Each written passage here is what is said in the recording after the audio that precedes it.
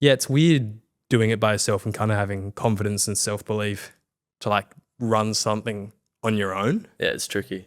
I'm sure you can relate to that.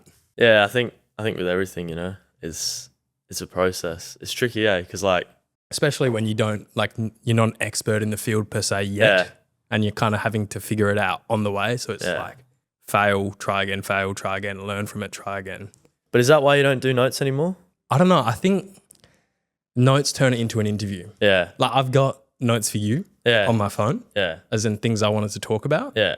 But you they're make more it like topics, and then I want to try and memorize it to talk about. And then if I'll freeze or forget, then I'll just quickly open my phone and do that. Like with Merendino, I think I was doing that a little bit just because he's a big guest, you know? No, he's a great superstar. bloke. He's a great bloke. I saw he came down to your VIP night. Yeah, because we opened like we're retailing in a store down in Girraween, Gold Dubs. And we had like a full VIP night. So I thought, look, I'll get him down, make a couple of videos. So yeah, it was a good night. Well, everything that man touches turns to gold on Instagram. I love him, mate. Honestly, because he's like a genuine bloke. Well, that's the thing. Everyone's debating in all the comments, especially with the reels I made for him. Is this guy authentic? Is he authentic? But he's 100% who he is on camera, in person, off camera. And it's so hard to believe until you actually witness it. But it's just like a nice guy. Yeah, he's absolute legend. Like, I think for me being Italian as well, like, I don't know, he's just very authentic. Well, he's very community orientated as well. I like what he does, like with the real estate and stuff, like the way he actually has a big passion towards his job, you know. I think lots of people should learn from that. Well, I reckon he'd be making a killing because the property market's like super tight right now. I'm not much into that, but yeah. There's the least amount of houses on the market that there's ever been. Really? In like decades. Well, I mean, if I was going to sell a house, you'd probably agree, right? Who would you go to? Merendino. Yeah, that's what I mean though. So him building all these relationships, the Italian community, like they're all going to go to him. Yeah. And in a market that's super tight, and for someone that opens both days on the weekends, he's just going to make a killing. Yeah. But no, that's true. Because I mean, even he says he hates working weekends. Mate, that guy doesn't rest. He doesn't rest. I don't know how he doesn't get like burned out. Well, this is what I was, without going too much into Merendino, this is what I was talking about with him is how do you balance? He's like, I just got a Crown.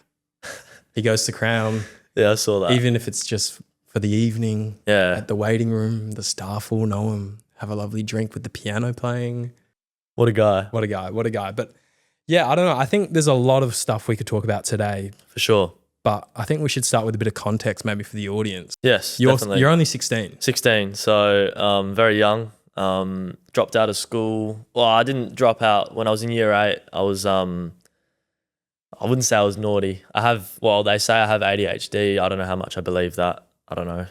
But, you know, I'd always kind of just be distracted in class and stuff. So mum was like, nah. She was like, look, just homeschool for a little bit. So from year 9, I think I did like 2 years of homeschool. And then basically in that time, the business picked off. I created that in, I think, year 10. Year 10. And your business is Reggio? Yeah, Reggio. And then I've got like a side business. We'll talk about that later. And then basically, this year I just thought, look, I'll do a Cert 3 in fitness. And then that kind of pushes off to like some coaching stuff I do like with my football. So yeah, it gives me more time to kind of work on, you know, what I want to do and like my passions. In terms of Reggio, starting that, having the idea for that, was it a long time in the making? I think like, obviously when you're younger, like you have ideas and stuff, but realistically when you're like 14, 15, you're not going to have money or whatever and you're so young, right? But I think I kind of got a job. Like I always wanted to create like, I don't know, like a business of some sort. I don't know. I always had like an idea. And then basically, obviously I worked at Boost for like a year before because we started the brand September last year. So coming up to a year. So I'd obviously worked, I had a bit of money saved up and I thought, look, like I might as well just kind of do something. I didn't pick it off an idea. I just thought, look, you know, how can I do something that really represents me? If you get what I mean, like that represents what I'm about, what I like, my passions. So that's when I kind of thought, all right, why don't I do something that has like an Italian name that's about football, which kind of just brings me as a person and expresses that into the brand. So we started with shin pads, like carbon shin pads, and they're like customizable. you can put like whatever you want on them. You can do like whatever you want with them. And they were really good. And they got us pushing out like a lot. For football. Yeah, for football, obviously. That pushed us out a lot. Like probably in the first couple months, we were getting like 20, 40, probably got 40 orders in like 2 months, which was pretty good to start out. Can I interject here? Yeah. The process of once you've decided you want to do shin pads to finding a manufacturer and figuring out inventory and sales and a website, how does that work? How do you do that? Well, I kind of just went for it, right? Like lots of people say, which is the right way to do it. In my opinion, look, if I was starting again, I'd probably do it. But like to research and get your information and like figure everything out. For the first like 4 months, we didn't have a website. We were off Instagram. I was just kind of learning as I went, like I got a supplier. I thought, okay, easy. So how'd you get it to supplier? I was looking just online and like reaching out, calling. Yeah. And then we found a supplier, which they were quite good. But the problem was like, because they were customizable, right? We had to get them in like 20. So I'd get them in and then from there I'd have to like distribute them. So obviously it'd take ages, right? Now we drop ship them, right? Because it's just easier instead of getting them. Yeah. It's a slightly more expensive, but it's much better. But yeah, at the start, it was just like we had to get like 20 in and then from there we had to like distribute them. And it was just like. Do you drop ship direct from the manufacturer? Yeah. And are they in Australia or? They're in China. That's only for the shin pad. The shin pads. For like our other products. For our other products, we stock them. Yeah, because I've been seeing that you can also now warehouse, like third-party warehouse and distribute. Yeah. In like locally. Yeah. Like there's companies starting up now doing it for bridging kind of the gap between drop shippers and people that can't afford to have their own full warehouse. And they do that in Australia. Yeah. Yeah. I've been seeing lots of ads targeting me on Instagram for it. To be fair, I haven't really like, even now, I think I have so much to learn. Like I haven't looked into much of that, but we just go literally, we're lucky because most suppliers or manufacturers don't do this, but we just go from. And they'll customize it there. Yeah, they'll do that and they'll send it out, which is pretty lucky because you won't find many that do that. Yeah. Cool. So the process of finding the manufacturer, now you haven't even launched a website. How do you sell those 40? I think we basically, what we did at the start was kind of weird. We basically got a lot of players like, because you know how you can do like collaborations on Instagram, right? Yeah. Which it was quite smart. So what we did is we like would message players and we go, oh, would you want to get on with like, would you want to sign on with our brand? We'll give you like a 10% discount or something, right? And then what we'd do is we made a post and we'd collaborate with them. And I'm telling you, like that got us so many messages, so many like. Of players wanting to collab. It was crazy. So what sort of designs are they putting on the shin pads? They were doing like, so like for myself, right, I have my like initials and then I have my like some pictures of my grandparents, my Italian flag, stuff like that, right? You can get anything you want. Can you send me a photo after this and I'll pop it up on the screen while we're talking about it? Yeah, for sure. But you can literally, whatever you want, you could do. Like if you wanted, I don't know, anything you could imagine. Like if you wanted, I don't know, a coffee mug on there or a soccer ball, whatever you wanted, we can do it. Like an image or anything that's close to you, like a symbol, anything you want. Yeah, and then I guess for people post-match, say if they win, they're in the dressing rooms, maybe the socks are down, you can see the shin pads, you can then get photos of them. Well, that was the problem, right? They're hidden by the socks. Yeah. We were lucky a couple pro players that because what we were doing as well, we were trying to get professional players on board, which I think was sort of a mistake as well, because you find a lot of players, once they receive their stuff, they won't really, like they'll just not ghost you, but they'll be like, oh yeah, we'll shout you out, but we're not going to really support you kind of thing. Yeah, okay. But we got lucky, like a few players would have their socks down or have it like on the side of their shorts and we'd get pictures of that. I'll send you some of them so you can pop them up. But that was the initial problem as well, right? Like we'd be selling these shin pads, but we weren't getting any exposure from it. You know what I mean? Like if people have images, no one can see them, right? Is there a logo on the... Yeah, there's a logo on the shin pads, but at the same time, like you can't really see anything because they're customized, plus they're under your socks. So that was a problem we had. And that's why we wanted to obviously expand into more products, which was always the goal. And then we slowly thought, look, our next product, although it's very common, is grip socks, which we did very differently. I think it took us like 4 or 5 months to find like a supplier. I think we went through 2 suppliers for that. And we use like a different type of grip for that for our socks. But yeah, that's a whole nother thing. Yeah, right. So, and the grip socks are now manufactured like from another country or Australia or China. I mean, look, it's just not cheap. Yeah, it's cheap and they're actually really good. Like you could go to say, it's just hard to get things in Australia. Like a lot of the top suit manufacturers, they'll say get their fabrics or silks from Italian mills, but then they'll manufacture it in China because it's just so much cheaper. They're really good as well. Yeah. I think the only problem is sometimes you have to be very specific because the English isn't great. But if you find good supplier, you're honestly set. And I think China's the way to go. As long as it always has country been. Relations between the two of us. I think it's always going to be the way to go, especially like there's no real taxes, especially if you're doing low shipments. Very cheap as well. Yeah, cool. And it's just easy. So moving from the shin pads to the socks, how do you start marketing them? I think we've done a few different things. I think it's more so just consistency and just, it's hard. I think we're still figuring that out in terms of like overall marketing and stuff. Like I'm starting to hire a team behind that to properly do it. But at the start, I think I was kind of just doing everything on my own. And I think there's only so far you can get on your own because, I'm very busy with all my other stuff. And, it was hard to get posts out consistently. But I think just getting players on and really promoting that, because that's what we've done now. We've gotten a Perth Glory player, Qua. He's actually been very, very supportive of us. He wears our products, but he's like the kind of person to really get behind us, and he really supports us a lot. And that's what I was saying with the pro players. Like, I want to only be getting people on that actually care about us.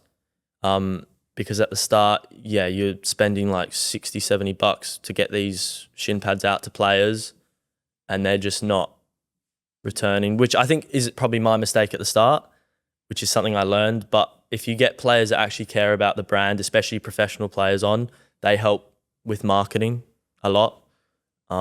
Yeah, cool. So in terms of doing it all by yourself, what's that been like? It's been hectic. Like from last year, playing full-time football, and then obviously you got your study, and then you got the business. It's so much, but I squeezed it all in. And now finally I'm, able to source that out to people. We've got like a little media team behind us and some people helping out with the commerce side. So to bring that all together now will be really good. So when you say media stuff, what type of stuff are you going to be outsourcing? So they just do like, we've had a couple, there'll be stuff coming, like nothing's been put online yet. But we've done like a lot of videos and a lot of photo shoots, and we've got a couple like new products coming out, which we can talk about. Sick. So yeah, we've like last Friday.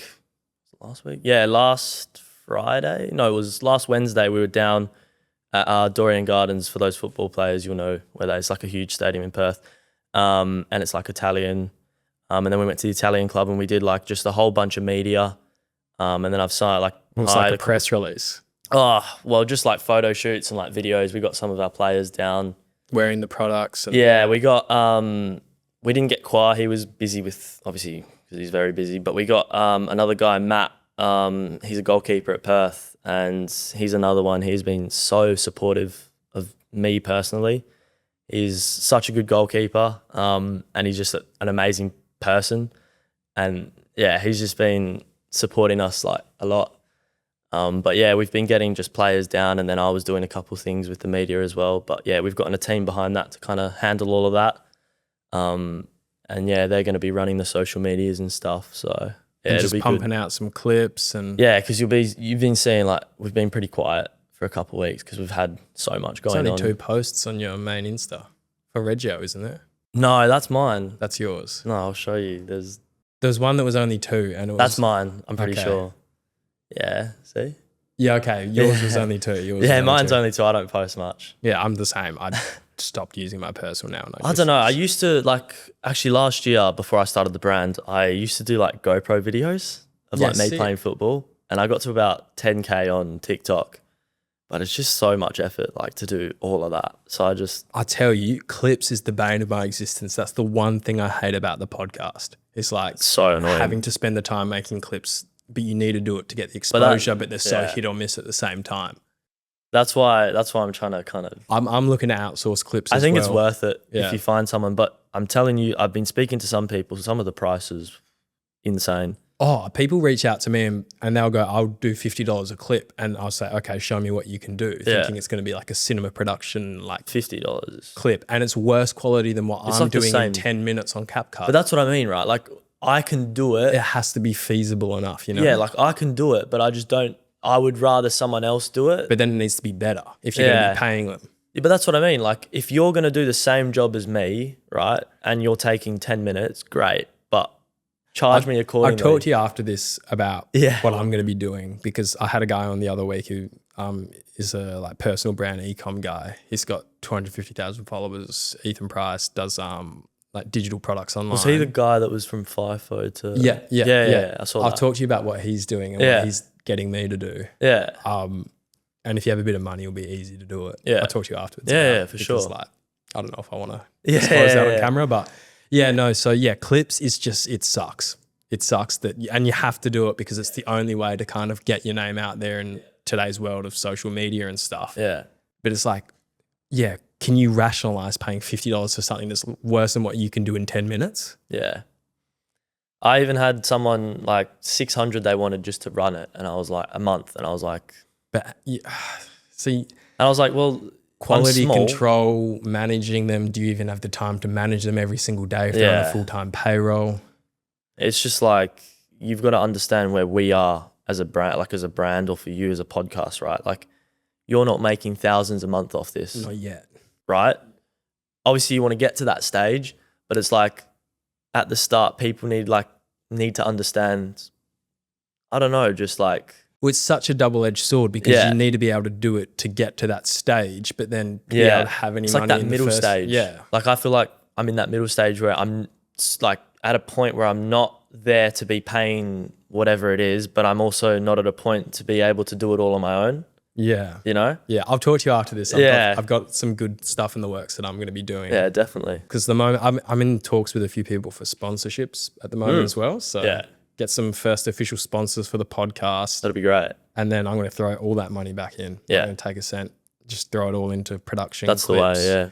Because I really want to start scaling guests, scaling sponsors, and scaling the socials without me doing it. Yeah. That would be so ideal. Because it's like stress-free as well. Someone can do it. They get if paid. I could just walk in, everything's set up for me. And you can just do it. And all I've done is talk to the guest, like prepare for the episode with the guest. And then we sit down, do it. Then someone goes off, edits it, puts it up for me, does all the clips for me, and I just go on to the next guest. Yeah. Man, that would be the best job in the world. And a lot of the top podcasters do it that way. But it's just like making the jump to get there. Yeah, it's just consistency, isn't it? It's consistency, but it's also working smart, because I can be consistent in putting out an episode a week, but it's like I haven't made clips in the last 2 weeks after making heaps in 1 month because I just don't have the time. Yeah. And it's like, but now that I've stopped making clips, I can see it slowly slowing down again. So I've got to start making clips again. Yeah. And it's like, I don't want to make the clips. I don't have the time because I want to be focusing more on the guests. Because at the end of the day, I want and this is what the other guy, Ethan, said, is he sat down and he thought about all the things he could be doing that no one else could be doing, and all the stuff he could be outsourcing. And even if, like, for example, for me, clips is probably what I should be doing, someone else can do clips for me. Someone else is not going to sit on my podcast for me and do the episode with the guests. So I need to be focusing on that because that's the number one thing I can be doing. Yeah. And I need to outsource everything else that other people could be doing. Yeah. And it's just resource allocation. Yeah, definitely. I agree with that. It's just, it's tricky, but like business and like starting something up, you know? How'd you go with starting the website? Yeah, it was good. I mean, we started, like, obviously everyone said to me, Shopify, right? It's an interesting one. So basically, you know how I said I have that other brand? So I'll get into that. It's kind of linked. So we had a small website on, I can't remember what it was called. WordPress? No, it was this other one. It's something like... Squarespace? No, it was very cheap. And it was... and it had a site builder as well? Yeah, it was very simple. Crazy domains, go crazy. It was something like that, right? But it was very cheap. It was very simple, very limited, right? But it was, I was like, oh yeah, like at the time. And it was e-commerce as well. Yeah. Can't remember if I Shopify remember it. just is the best. Right. At the time, I thought, oh, why am I going to spend, what is it, like $70 on a website? I was like, oh, no way, right? So I started that for a couple months, and it was all right. Like, we weren't making much sales on it. I was still going through Instagram. Well, that's the thing. Once you can rationalize scaling and putting the money back in, I could rationalize spending so much money on a website to justify making more sales. Yeah. Well, then basically what happened was, you've seen I do gloves as well, right? So that is Elite Grip 1. And basically I used to wear that brand. I've worn that brand for about 3 years. So the owner, Robson, he's honestly the best guy ever. He's from South Australia, one of the top goalkeeper coach over there, and he owns the brand. He's been doing it for a while. He's actually a veteran. He obviously is with the army. I think he's going. I don't know what he's doing with it. But honestly, a great guy. Honestly, amazing. But basically, he comes to me and he said, "Look, I don't have enough time to kind of keep doing this, right?" He said, "Look, do you want the brand? Because I know you've got Reggio. I know you can take care of it." And I was like, "Mate, that's amazing. It'll help me so much," because I wanted to do gloves. And when he came to me with that, I thought, look, perfect. So I took that brand off him, and then basically I used his Shopify website and I just put everything into one. But that was a bit hard because at the start, obviously, identities were very different from Reggio and Elite Grip 1. Are you going to merge the name? Nah, so basically what I've done is Elite Grip 1's like a sub-brand. I changed the colours of the logos and stuff so it kind of matches us. But kind of just pushing out that it was kind of engineered by us, because I don't really want to take what he's done and the effort he's put into it. And just start again? And I think it's people that have already known Elite Grip 1 know that brand, so I don't really want to merge it into Reggio, and just out of respect for him. But you're selling it off the same site? Yeah, so it's all on the same site. So we've got Reggio, and then we've got a little E logo, and then we have right now it's quite simple, but we're doing everything up. We've got just socks, shin pads, and then the gloves. Yeah, I've seen in the banner. Yeah. I'm going to ask you a very niche question here. Which Shopify theme are you using? Have you paid for a proper one, or are you using one of the free ones? Let me check. I've used one of the free ones, but I want to get a paid one. What am I using right now? Let me check. I'm using the Dawn. I'm building one at the moment for a brand. I'm starting with a mate. I think I'm using Dawn. Yeah. I actually don't know. Let me check. Online store. I'll give you some food for thought, and this takes a while, but what you can do is when you're building it in the section builders, there's a thing called liquid code embeds, and you drag them in, and then in ChatGPT and say the canvas builder, you can just build a section of code in ChatGPT without coding knowledge, and then copy that HTML code into the liquid code embed, and it's fully customizable on the free version. Really? Yeah. So I'm building a website with a mate at the moment for a brand I'm about to launch, and I've been building the website. I just put a CSS file at the top of the section, so then it goes into all the same sections on the page. Yeah. And then section by section, I've been building it out with HTML code just because I don't want to pay $400 for a theme. Yeah, I'm just using the free. I don't think it's worth it. Well, this is the thing. Once I'm scaling, then it's and worth once it. I have a bit of money, and then if I put that back in, it's then going to make the conversions on the website so much higher. Yeah. That's when I'd rationalize outsourcing and paying for it. But I can kind of do it myself now for free, and then I'm learning how it all works as well and have full customizable control. So that's what I'm doing. Well, I've actually met a guy a couple of days ago. I played football with him over in Melbourne, and he actually is very familiar with Shopify and stuff. He goes to all the expos and stuff. So I've been speaking to him, and I think he's gonna kind of run me through it, which would be really good. Because I'll be honest, there's so many things I still need to learn, and that's a part of, I don't know, starting a business on your own, Solopreneurship. Yeah, you learn so much new stuff, and yeah, it's a journey, It's a journey in itself. Well, it's one thing to do that, but it's another thing to do it alone. Yeah. I think, but it's also special because then that's you've built this kind of thing. You've kind of, this sounds very egotistical, doesn't it? But no, not at all. It does, but it doesn't, because you're talking about what you're doing. Yeah. Yeah, it's that's you. It's like your baby. Yeah. You know what I mean? You've made this, and you've come so far with this, And you can be proud of it. Yeah. Yeah. That's not egotistical. Nah. But yeah, that's how I feel. It's it's there, and that's what I've created, and that's what I've done. All right, well, put it this way. If you were to go pro with your goalkeeping for soccer Yeah. and you were to like say, well, I'm a pro athlete, well, that's you. Then that's I'm the done. face of the But that's brand not as well. egotistical to say that that's something you've achieved. Yeah. So if you've built a brand, it's not egotistical. Yeah. Like, back yourself, man. Yeah, for sure. Don't never talk down like that. Just, Nah, of course. you gotta I have feel confidence. the boys at Dinella, if they watch this podcast, they know I've got a bit of lip when I play. I'm very I'm a, what's the word? I don't know. Cheeky. Yeah, I'm a character. Big character when I play. As a goalkeeper as well. Yeah. So make a big save and you let them know about it. I think I talk a lot, but yeah, I do think I need to be a bit more humble at times, to be fair. I think you have to ground yourself as well, like in everything. I don't know, I'm a big believer in that. Like you need to be very humble. What's it called? It's Icarus. You don't want to fly too close to the sun Yeah. because then you'll get burnt. Yeah. But it's at the same time, you can be doing super well, but you got to remember that so that you don't fly too Yeah, close well, to that's the what I sun. think I'm starting to slowly learn, especially this year. Mate, I'll be honest with you. You're 16. Like, not in the sense that like you can't do anything, but in the sense that like I'm I still wouldn't 16, yeah. I wouldn't be worrying about Yeah. it because you've got the next 10 years, 15, 20 years to work out who you are as a Yeah. person. So in terms of like, the sky's the limit for sure. Like if you're already doing all this at 16, like, I wouldn't be worried about Yeah. that side of things. But in terms of personal character and development, like our brains, I'm 23, our brains don't finish developing as young males until we're 25. Yeah, So it's like, you can't expect to have like your whole personality figured out at yeah, 16. for sure. But like, you're definitely on the right track, bro. Yeah, I think it's just crazy because sometimes I do kind of sit down, I'm like, you're only 16, you can like You chill can out relax. a bit. Yeah. But I enjoy it. I think I've done well. Well, it's good that you're hungry. Yeah, I think obviously the main goal is to play professional, but at the same time, you know, building stuff around me and doing what I am with the brand, I think is a really cool thing. Yeah, absolutely. Absolutely. Yeah. So talk to me a bit more about the soccer then. Oh, The football. Sorry. So I play at Dinella.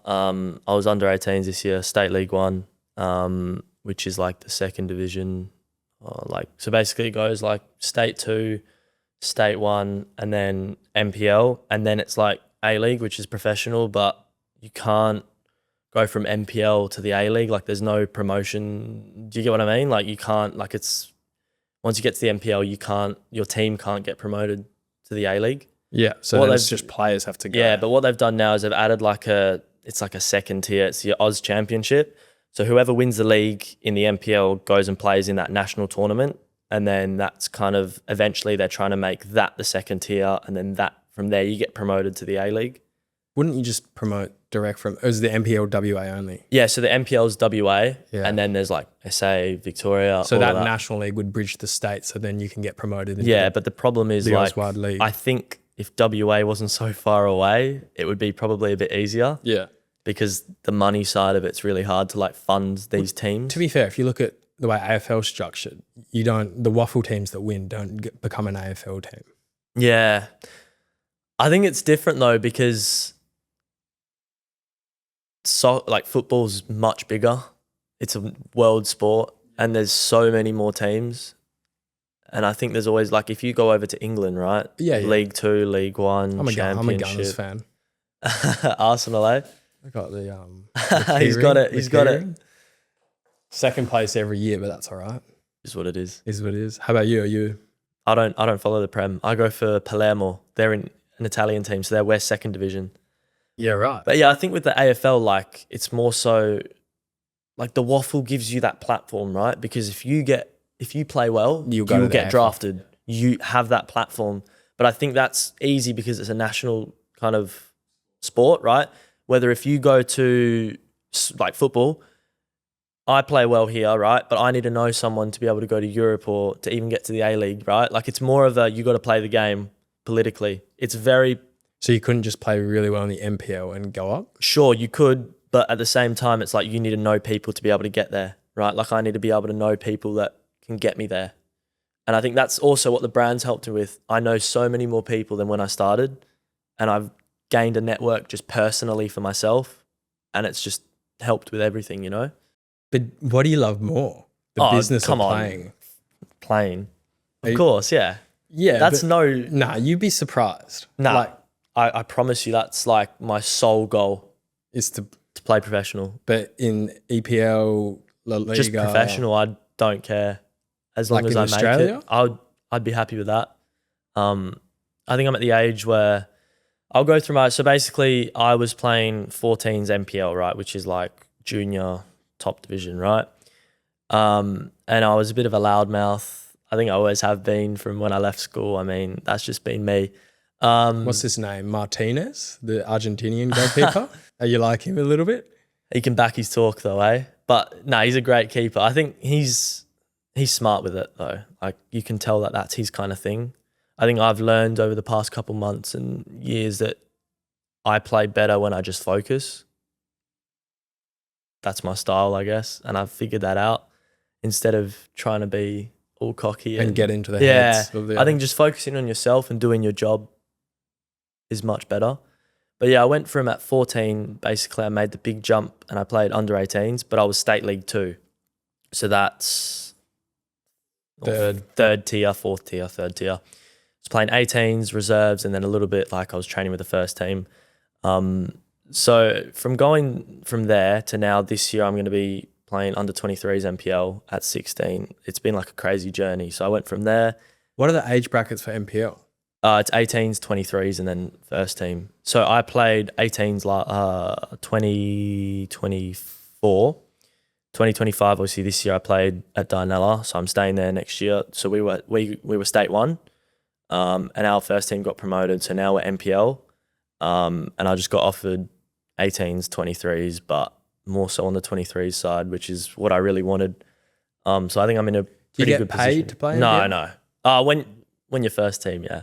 So now that you're first team, because 23s. 23s and it's not open. Yeah, I think some clubs pay their goalkeepers. It depends because if it's your home, we have like, two club as well. Yeah, so we have 2 very good first team goalkeepers. So one will play, one will sit on the bench, right? And then you have the way we're doing it is me and another goalkeeper are like with the 18s, but also the reserves. And then whoever performs will play reserves. Whoever doesn't perform, reserves is 23. 23s. So whoever performs will play 23s. Whoever doesn't perform will play 18s. But it's still MPL. Yeah, it's still MPL, but it's a big jump. Like the difference between 18s and 23s is still a big difference. You know, like I'm playing against 20-year-olds at 16, not 18-year-olds. Yeah. But I know some clubs like Perth Azuri, they've only got one first team goalkeeper, Matt. He's a gun, the one we sponsor. And then what they'll do is they'll put their under 23s goalkeeper on the bench for them. So then they'll get paid like, I don't know, 50 to 100 a week. And they might put them on a contract or something. So yeah, it just depends what club you're at, to be fair. Yeah. Yeah, cool. Interesting. I don't know. What I was going to say is, so Enzo Ferrari, like creator of Ferrari, owner of Ferrari, he was actually a professional racing driver in his 20s for Alfa Romeo before Ferrari was the thing. And he always wanted to be a professional racing driver. It was his number one goal more than anything. And then slowly through the 1920s into the 1930s, he started to find a passion for the business side of things and then built his own Scuderia and then started Ferrari. And then there was the World War II in between it, but then eventually started his own car manufacturing and stuff. But he was at Alfa Romeo for 20 years racing and doing business for them. Yeah. And managing stuff at Alfa Romeo. And that's where he found his love for business. And then he's like, Enzo Ferrari built Ferrari. Yeah. You know what I mean? I think there's no doubt for me with football. Like, I love it so much. And like, that's the thing with him in driving is he loves racing so much. All he cared about was this love of the sport of racing, like building fast cars, driving fast cars and being involved in the sporting scene. Yeah. I don't know. I love the business and, it's good fun, right? If I could make that kind of a full-time, part-time thing and I could play football at the same time, great. Because if I go professional, right, I'm going to be the face of my own company, obviously. I can pass on all those things to other people because I'm going to be earning whatever it is, right? But that's my sole goal. Like, I just absolutely love it because, selling socks, shin pads, doing tournaments is great, right? But since I was young, I've always wanted that. and I don't think that'll ever change. Yeah, cool. Just love it, you know. Well, that's the thing. You can love it, but still be involved in the business Oh side yeah, of of soccer course. as well. Like I would never go out of that. Definitely, like you could that's own your own team one day. yeah. Like, Well, that's something I always want to keep. That Reggio. That's no doubt. I'm going to keep that as I go, right? And I think I can do it side by side. I think it's possible, especially that I'm so young. I think for me, it's just about structure. You've got to prioritize certain things, and you know, football comes first, obviously. But it's kind of easy because because you love it. love it, and I train at nights, so I can do the business during the day. I've got another little job which brings in a bit of money, so it works out pretty well. And as long as I keep myself grounded, you know, don't get too burnt out, I'm usually okay. So what are the other products coming then? So what we're doing is, I should have brought the shirt. We're doing a Gattuso shirt. So Gattuso, he is from Italy, Reggio, Player. Calabria. I'll show you some photos. You can pop them up. I'll show you. I'll actually show I've the played camera. with his icon card before. Can I show the camera? Yeah, Or will yeah, it? yeah. And if it doesn't, Icon card. Yeah, he's got an icon card, doesn't he? and he used to, or like a hero or whatever it was. So that's a shirt. Yeah, sick. So it's like And it's obviously AC Milan AC colour Milan palette. kind of, but we got away We'll put it up on the screen for the guests. with the copyright because obviously it's just circles and they can't do anything. Yeah.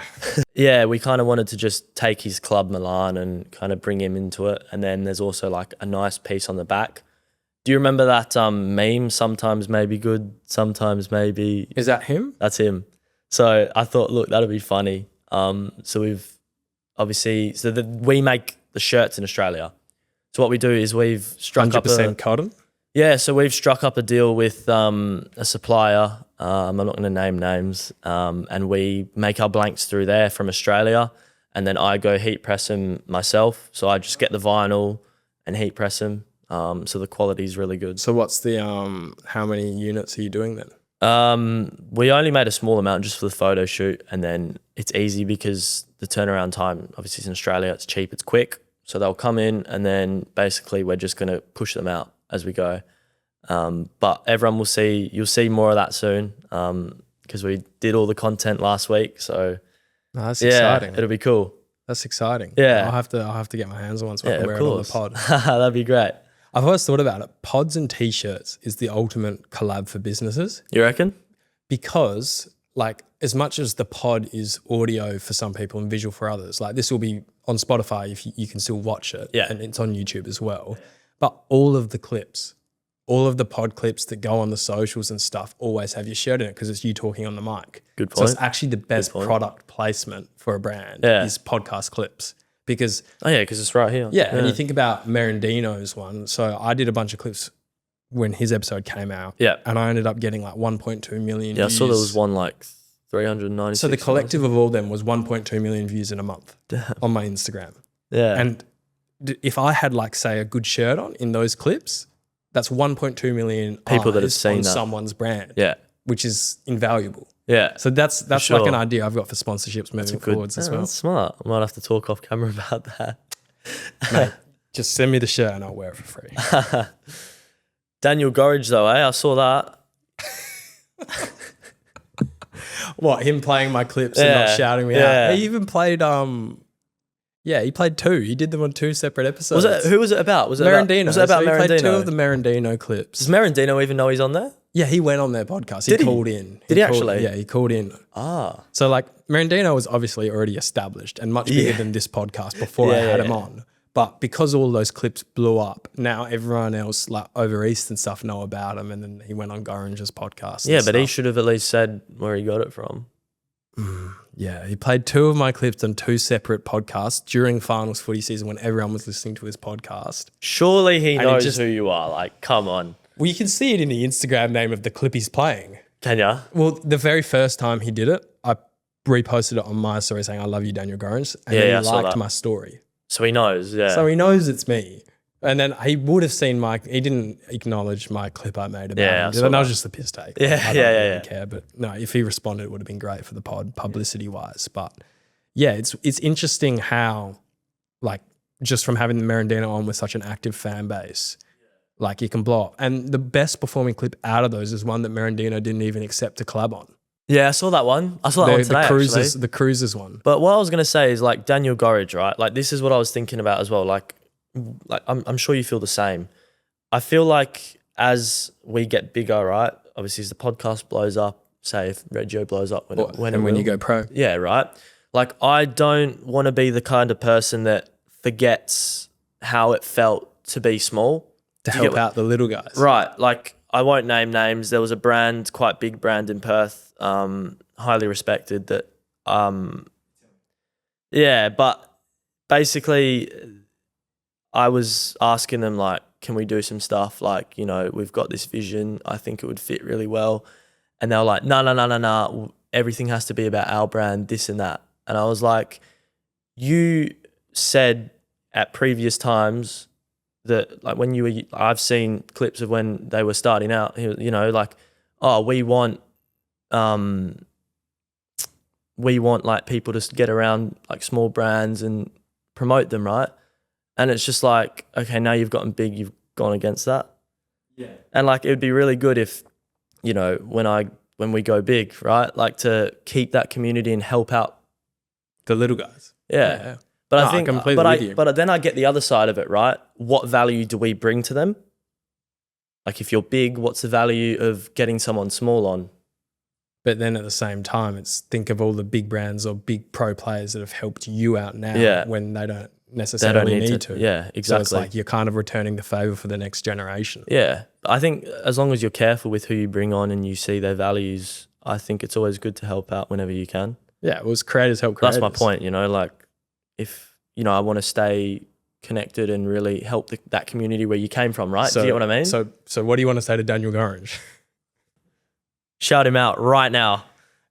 Yeah, no, but that's a bit of fun. Yeah.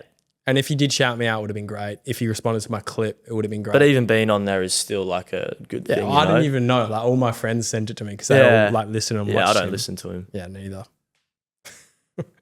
Nah, but all my friends sent it to me, so I was like, I'll go to the exact minute and listen to that bit. Yeah, well, I mean, it's still good for you, you know, either way. Yeah. So t-shirts? Yeah. Any other products? Couple more colors of the socks, because right now we do blue, white, and black. I like the black ones. They look good. good. No one likes black. Everyone likes white.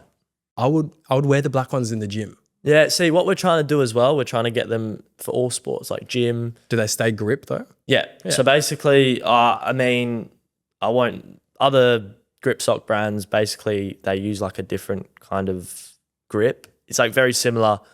It wears out very quickly. Ours stays, like, if you wash them, the grip gets stickier at the start, and then obviously after wear, like, it's natural to, but it stays up like much longer than normal grip socks. They're much thicker. The elastic's good. So I think we've got the best grip socks in the game. I'll clip that. Yeah, no, I could see myself wearing the black ones in the gym for sure. Like, because I'll wear black singlet, black shorts, black shoes. For sure. So then it's like the black and white color palette. I'll have to order some. Definitely. So different colors of the socks, the t-shirts. Do you see like your product line expanding further, or you want to hone down So basically, that's another thing. Grip socks, shin pads, and gloves are great, right? But they're probably not going to make us a fortune at the end of the day, right? It depends on the profit margin. Depends on the profit margin, but again, I'm not someone to go and stake profits off everyone. You know, I want to build a community, and obviously I need to make money, but at the same time, I want to make the products affordable. So I think our price range for like socks is very good compared to other brands. For grip socks. Yeah. I mean, we still make a good amount to keep us going, but it is a very good profit margin, in my opinion. But yeah, basically I want to hopefully by next summer have like a little clothing line. And I want to just obviously like the tournament side of stuff. Like cultural wear or active wear? Or cultural wear, maybe some active wear. I think it'd be cool to really expand on that. Haven't figured it out yet, but I do want to bring out like a sort of like little clothing line for next summer. That would be really cool. But at the same time, you need to build your brand identity first, I feel. Like everyone knows us for the socks, the shin pads and the gloves, right? So if I can really push that out, start getting consistent, then you can go to a new avenue. Because I feel if I do everything at once, it's not going to work. You know? I agree. That's very true. Yeah. So that's why with the shirts, we're taking a while to just let everything push through. One thing at a time. But I think by the time this comes out, it'll be... The shirts will be out. Or this will be out Wednesday. So. Oh, no, they won't. But here's a sneak peek for it. Yeah, cool. In terms of anything else on the horizon then for business? Well, I think the tournaments, obviously that's why I couldn't and come. that's your side thing? So basically the tournaments, what we're trying to do is like 7-a-side and community events, right? So this one was by chance that we did a couple of weeks ago. Sammy from At a Football Academy, we got in contact, I can't remember how, but we basically, because he was going to do the 7-a-side, I said, look, any chance we could get Reggio as a sponsor will kind of help promotion stuff as it's perfect for us because it's what we're trying to do. We've got a lot of stuff lined up for next year in terms of like those community events, right? Which I think is another big thing because... And they're a bit of a money maker as well. They're a bit of a money maker. They're hard to organise, but at the end of the day, it really gets at what we're trying to do, the community side of things, right? So he said to me, look, like, yeah, let's work together. So yeah, we did the tournament together. That was very, very good. I mean, huge thanks to him. That was all him. I mean, I helped with promotion and stuff, but he did a lot. And I think we did really well with it. It was a good kind of intro to what I want to get at with community and stuff. Another thing is like pop-ups. Like I want to go down to games and, you know, sell our products, stuff like that. Just getting into the community a bit more, I think. No, that's sick. That's Yeah. sick. And because it's in line with your stuff, your Reggio can then sponsor the events? Yeah, pretty much, yeah. But we want to do a couple tournaments on our own. We've got a couple people we're talking to. And I think retailing in some Italian stores would be very nice, which we're in discussions with. I was in Melbourne last week and we're on Lygon, so yeah. Yeah, we'll have a few things coming, I think. Yeah, cool. So in terms of your focus now on your day-to-day, it's just train and focus on the business and yeah, grow it. basically all I do is just train and then business, study, and then I've got another job now, just a small side job just to bring in some money to save. But yeah, it's kind of the same thing. And then also I was thinking about that, right? Like I was watching that podcast last night, the one you did on your own, right? No. No, Oh, no. I thought it was good. Which one? I've done a couple. The one about when you were talking about that kid. Oh, right? Yeah, where the guest didn't But rock up. the way you were talking about like the time and the way your brain like perceives it or deceives it. I don't know what the... you know, time perception. Perception, yeah, sorry. Time perception, right? Like the way you... Yeah.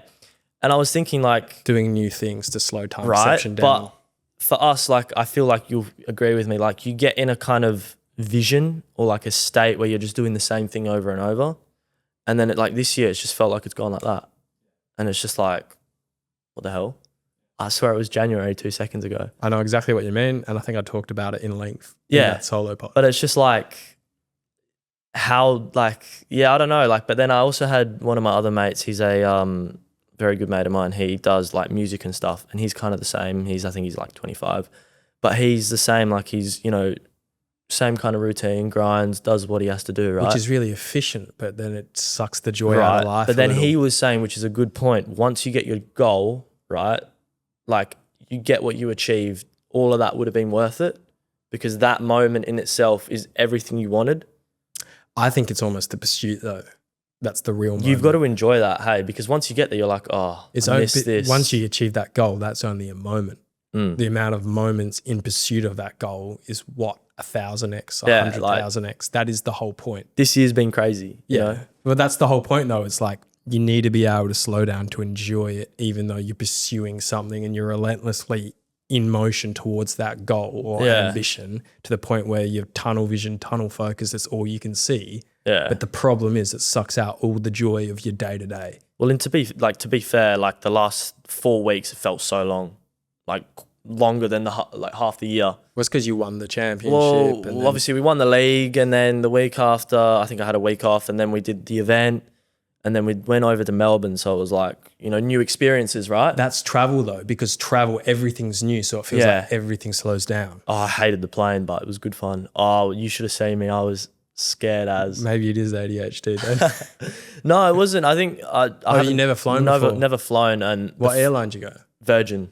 Ooh, The flight there was okay. The flight back was horrendous. like a bit of turbulence? Yeah, just a little bit. It wasn't bad, but I was like on my seat. As if you've never been on a plane. No, I went when I was like a kid. We went to Gold Coast, but no, never been. But I really loved Melbourne. Did you have an aisle seat or a window seat? I loved the window. It was actually nice. So you're I not could see scared the of heights plane or shaking. anything like that? I thought it was nice. Yeah, but then you just hated the turbulence. Yeah, I was like, nah. But surely you just watch a movie or read a book. And Yeah, distract but yourself. I was like, oh, this can't be like, because like, it was weird. Like I felt like for like a couple seconds, I thought I was like in a car, and then I realized I'm in a plane, and then it kind of like scares me. Once you learn how to sleep on planes, it's so chill. Yeah, Yeah. Yeah. But it's learning how to sleep on planes. yeah, I It's couldn't hard. sleep. And then it's also like just make enough money so you can fly business class and then sleep in business class easy. We'll be able to do that one day. Absolutely. In terms of family and support, what's that been like? Yeah, it's been good. I think mum has been a big part of everything. She's really supportive. She, you know, she's very strict. She's very traditional, but at the end of the day, she's done a lot for the family. And she's been a big supporter. So is my dad. They're both, very supportive.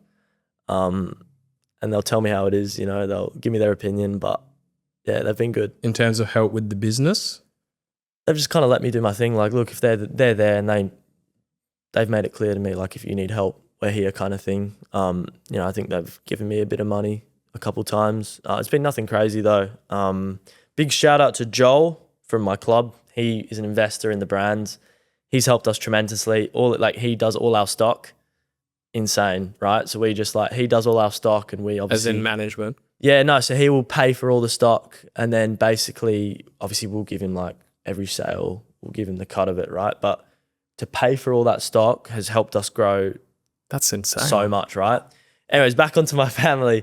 Yeah, look, they've been supportive, so it's been good, and they've made it clear they're always there if there's anything they can do to help. So it's been good. Well, I guess because you're not 18 as well. It's tricky because I haven't registered the business yet, but it's under the threshold, so it's okay. Because of ABN? Yeah. Well, we've got an ABN with Elite Grip 1, but I need one under my name. Yeah. Well, you can do that legally. Yeah. Can I? I thought I need to be 18. For an ABN? I think it's 16. Yeah, but technically as a person, you're still an entity. Yeah. So you not talking about proprietary limited Pty Ltd. Yeah. You can have your own ABN. Yeah, that's like I would be a sole trader kind of thing. Yeah. But then at the end of the day, I would want to be like a... Eventually, so you're covered legally. And then it's easier to then distribute, say, dividends or I think ownership of the company. At the same time, I can keep it steady, just go with the flow and... Mate, just claim all your expenses so that you're never in profit and you don't pay tax. Yeah. That's what I'm doing with the pod. It's all just rolling over year on year for expenses. And then the moment I make any money, I won't have to pay tax because it's just owner's equity, introduced owner's equity, withdrawn. Because podcast equipment isn't cheap, but you got to love it, It's such a slow burner, man. Well, I think even for me, because that's another thing I wanted to do, right? That there's so many ideas around the brand, but you've got to stay focused, right? And kind of go with the flow. I even want to do podcasts, like I was saying before, getting footballers on or just athletes eventually, right? But I think I need to build that community first and kind of take things as they go. Do you know what would be a sick idea? Doing post-match interviews with pro players. Just 5 minutes. So that's another thing, right? We sort of teamed up with the Perth Football Podcast. So they do podcast episodes and they do interviews and stuff. What we're trying to do for next year, obviously, because I play on Saturdays, right? I want to get someone else to go down to games, interview players. Under the brand, yeah. People that are actually say there's a player playing at this ground and they're with Reggio, right? We can go interview them, or we can give a man of the match, give him socks and stuff, which is kind of what the Perth Football Podcast are doing as well. So I'm not sure if we're going to do it with them or something on our own. But I want to get into that there's so much stuff we could do. It's just endless, Well, because it is niche, as in it's the football community as well. Yeah. You instantly have people invested in it. Yeah. Which is good. I think that's the brand is niche. We're an Italian-inspired brand, which we made clear, Reggio, Calabria, from where I'm from, right? We've got the Italian side of it, but we've also made it inclusive for everyone else. A funny story, one of my best mates now, Jack, I met him through the brand. He messaged us wanting some shin pads. Anyways, long story short, he's very heavily involved with the brand now, and we're best mates, all just because of the brand, right? And he's not Italian or anything. He just likes football. So, anyone's... There's something about that where you're when you have two people that are like-minded in the pursuit of the same thing, and it gives you something to bond over and work towards with, it just helps like build such a good relationship. I think the people you surround yourself around is very important. Like experiences that you go through and people around you shape who you are. You are the sum of your 5 best friends. Like, I believe that. Like even when I was younger, some of the experiences I went through, say getting bullied or whatever, right? When you're in primary school, high school, right? Subconsciously changes you and puts you in habits, right? That are they good? Are they bad? Who knows, right? But as you get older, you start to realize and you start to make changes to your life. You get what I mean? Like, yeah, things change you. I think something I'm starting to learn is the more you become who you are and find out who you want to be and do things that are in line with that person, the less you care about what other people think. Yeah, I think you just got to stick to your own vision and really focus and just enjoy the process, you know? Absolutely. But like as you become more of that person, Yeah. you're going to care less and less about what Yeah. other people think, especially if it's conflicting with your self-identity. Definitely. Yeah. Man, we're getting philosophical here on the Big Smile podcast. It's good, eh? I like this, yeah. So in terms of your future then, in your day-to-day, like is it just going to be the grind then, or how are you going to slow down to enjoy time? Well, that's what I want to do, right? Like I think, because I also did coaching for a bit. I've said, nah, like got to take that away, just focus on the brand, the football, right? Like your priorities. And that's what I had to do. I had to get my priorities straight. Like football's number 1, the business is number 2, and then whatever else, right? I think it's hard because you're always go, go, go. But at the same time, I'm trying to be able to take a step back and like relax a bit, you know, which I think football forces me to do a bit, because like tomorrow I've got a game, right? So after this, I'm going to go home, relax, because I can't have my mind spinning because as a goalkeeper, it's very mental as well. Like I found during the year, which is something I struggled with as well, mentally preparing for games and stuff, because I'd always be wired with the business or doing this, doing that, right? I couldn't switch off and calm down a couple of days before to prepare myself, which is now I kind of can. How do you prepare yourself for a game?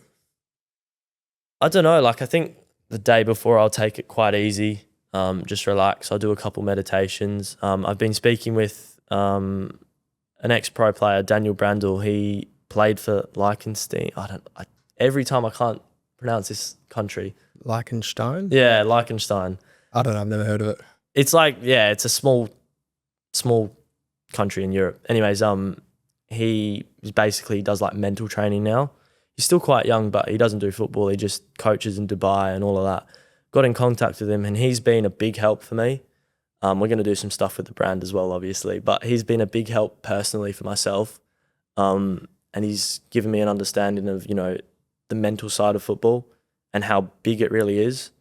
So yeah, I use like meditations. I hate meditating, honestly, but it helps a lot. So how do you meditate?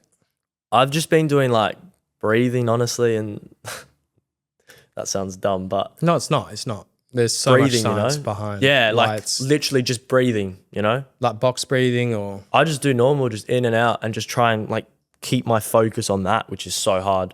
Like I find myself, you know, trying to think about other things, but even for like 2 minutes, just trying to literally just breathe. The stigmas behind all that slowly wearing off. Definitely does. And especially in a performance sense for games. Oh no, I don't really feel like a stigma about it. I feel more so just like some people don't understand how effective it actually can be. Do you know what the All Blacks do?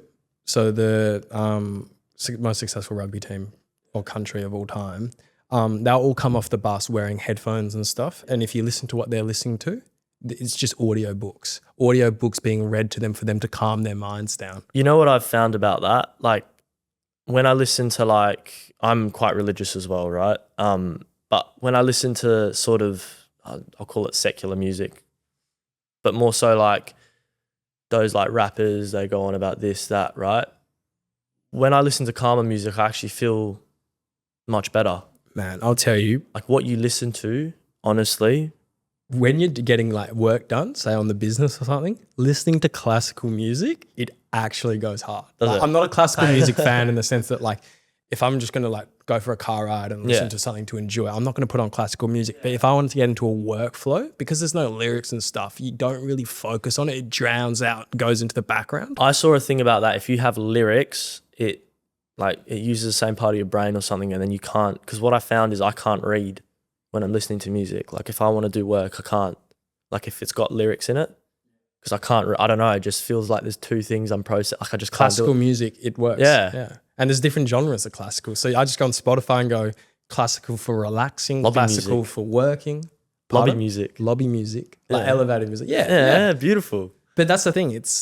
There's so many little things you can do. And in terms of performance for sport, what is it? It's the blue state is the optimal state, like of arousal for match performance. Right. I learned about this all in school. I actually don't know about this. So Go on. you want to be in like the optimal state for performance. There's under arousal and over arousal. It's all like stimulation, and like your mind being prepared. And there's the optimal, it's like a bell curve, and it's under, over, and then there's the blue, and it's like the optimal.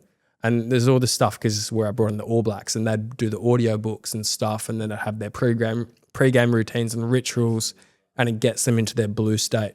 So if you watch a tennis player, for example, if you were to have watched Nadal play, Kyrgios play. Oh man, love that guy. Love that guy. If you watched Nadal play back in his prime, he would have the same set routine before every serve. He'd like do the same exact wristband touches, hair moves and stuff. And what it's doing is it's building in that set routine of familiarity to then be able to like do like a motor skill that he's practiced thousands of times and like get into the optimal state. And it's mainly post-match in terms of this bell curve I'm talking about, but doing things like that or pre-game rituals and stuff. Like Michael Phelps, for example, he has this, and I won't do it justice by how I explain it, but he has the craziest pre-game ritual where he would do the exact same thing before every single swimming race for his entire career. I think it's massive. Visualization of it, watching the race, playing it over, playing the exact same thing. So by the time he'd get to the actual race day at the Olympics, he's already done it. He's already won because the amount of pre-game rituals and habits and little like processes he's followed and done exactly how he planned to do it are all wins. So he's won that many times. There's just that one final win, which is the race at the end of the day to do as well. Out of say 20 wins in the day, he's already stacked. That's it. Yeah, I think routine's a big thing because it gets you, as you said, it just gets you in that state. I think like as a goalkeeper, it's 90% mental. No, it's because you're standing there, right? Yeah. And I think it's like you are the voice in that team, and I think you can see everything. You've mentally got to keep calm, you know? Let's get a third party in here. I'm going to ask ChatGPT to explain the optimal state of arousal for sport. Go on. Yeah. Hey Juniper, could you please explain to me the optimal arousal for performance in sport? Hey there. Absolutely happy to break that down for you. So optimal arousal in sport is basically about hitting that sweet spot where you're mentally and physically in the zone. Not too stressed out, not too laid back. It's often called the inverted U theory, where a moderate level of arousal leads to peak performance. So for something like a high intensity sport, you'd want to be energized, but not overhyped. And for something more precise, a bit calmer, but still focused. It's all about finding that just right level for you. That explains it perfectly. Thank you. Thank you, ChatGPT. No, I just do the $30 a month one. Yeah? Yeah. It's good. Well, I use ChatGPT a lot with the business. Unreal. And you claim it as an expense and just get the $30 a month one because it not only processes stuff faster, but then you won't reach limits. I need to look into like financial stuff a lot more than I do. I'm going to be honest. I do not know enough. I need to know more. Do you have zero accounting or anything like that? No. Are you doing it? How are you managing your finances? Honestly, I just use Shopify because it gives you all the reports and stuff, but I know I need to structure it and research. Do you use a business bank account for everything? Yeah, obviously I've got that. Okay, well that's pretty chill then. All you need is say a zero accounting. Yeah, I've seen Zero, yeah. And what it is you can import your bank feeds and statements. Well, then you got to go through and reconcile it, or an accountant will do it for you. But say you're doing your last year's financial tax, you can quite literally go to your bank, export the CSV file where it's got all the transactions, then you import that into a bank feed on Xero, and then you just go through and reconcile it all, and then it does all the reporting for you in terms of all the different accounts and stuff. And then you get to the same thing. You're too busy to like You know But what I mean? but that's the it's thing. something that you need to learn. Yeah. Because I'd rather I could go get an accountant to do it, which I probably will. But at the same time, I'd kind of want to have a basic understanding. I was in tax accounting and chartered accounting before in marketing, which I'm in now. So I've got a base understanding of it. But what I do is I just once a year will get, because it's like $70 a month subscription. But I'll just renew it once a year, import all my feeds, get all my reports, and then cancel the subscription for until the next financial year. Well, it just means I can then keep a record of claiming all my podcast expenses, any other activity under my ABN and all of that, and it just helps with tax. But in terms of like managing stuff, you can also set up automated bank feed statements. So then if you link, say you have NAB and that you have a business NAB bank account, you can link your exact bank feed with Xero. So then every time there's a transaction in your bank, it goes automatically into the Xero without you having to import it. And then you just open up Xero once a week and you can just go through the bank feed and reconcile all the statements to the appropriate accounts, like expenses, revenue, sales, whatever. Man, just watch a bunch of YouTube videos on it. Like, this is the thing. And I've had a few people on the podcast now who are like yourself, super successful in terms of like business orientated, getting stuff done, one-man band. And they're like, if I want to do something, I'll literally just go and learn it. Yeah. Like, speed is money. Do it all straight away. Do it fast. Go learn it yourself. I would tell you how to do it, but it's better if you go and do it yourself. And like, that's the beauty of YouTube today. Like, I can learn how to set up multicam editing on Adobe Premiere Pro to edit a podcast, like by myself without having to get a professional editor to do it for me. And it's just the matter of wanting it and doing it. But man, you can do whatever you want. Yeah, for sure. I think, it's just a learning process, with everything. Yeah. Something I ask every guest, tombstones. So when everyone dies, they get a tombstone. You get limited character space on the tombstone to be remembered by. What would you want on your tombstone? That's a hard one. I know you're very young, so. Yeah. I think someone that loved. Yeah. Someone that loved. Someone that loved. I like that. In any way. I like that. Yeah. Nice. But, on the journey to that. So, yeah. Cool. Was there anything else you wanted to promote or talk about or anything I've missed? I think we kind of went over everything briefly, eh? Yeah. But it's good because it kind of veers into conversations, It's not more so an interview. It's more so a conversation, I know exactly what you mean. So it's good. Where can everyone find you? Where can everyone find your stuff? So obviously the brand's Reggio Co. We're on Instagram and TikTok. So you can just search it in. We'll pop it up. Elite Grip 1 for the goalkeepers. And then my personal account is just Panetta _ but I don't think you need that. Yeah. Man, I'm excited to see where this all goes. I mean, you've already built all this momentum in a short period of time. Under a year. Yeah. Which is about nuts. a year. Yeah. So like, man, the sky's the limit. For sure. You just got to keep going. Appreciate it. I'm sure. Well, I know you'll get there. In a couple of years, we'll get back on one. Absolutely. Once we've made it. Absolutely. Yeah? For sure. I love that. It's like the story arc. Yeah, 2 years or something. We'll give it 2 years, yeah? Once you're pro. 2 years. Once I'm pro. There you go. You'll be pro next year though. Oh, nah. We'll see how we go. Couple years. All right. Well, Antonio, thanks very much for your time today. This has been great. Thank you. Appreciate it.